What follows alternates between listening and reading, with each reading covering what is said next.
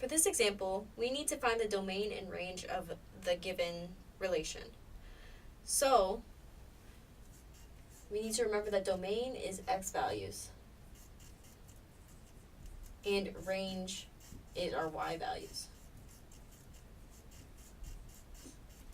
If domain is x values, that means that we need to be reading from left to right. We need to look for the farthest left point and then the farthest right point. So, we're going to be putting this in interval notation. The farthest left point is -3. The x-coordinate is -3.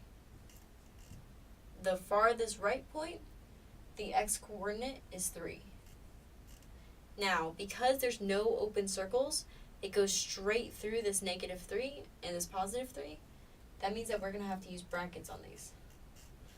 If there was an open circle, we would need to use parentheses.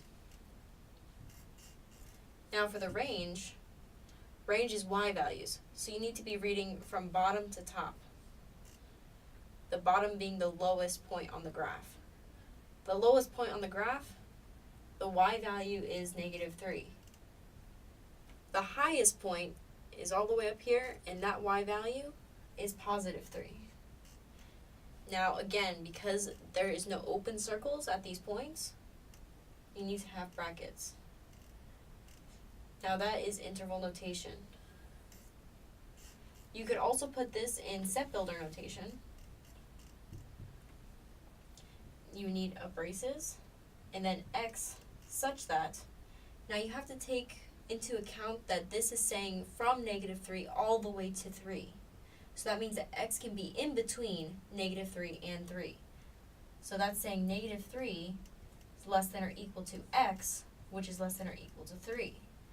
We need to use the equal signs because these are brackets. And then we have to close the set.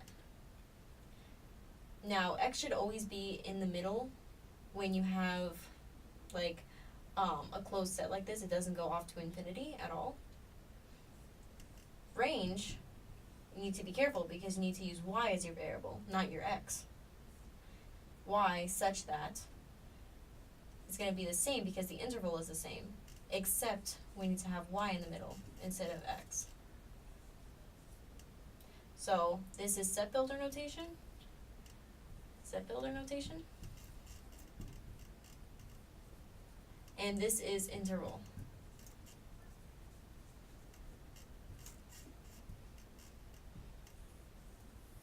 And that's our answer.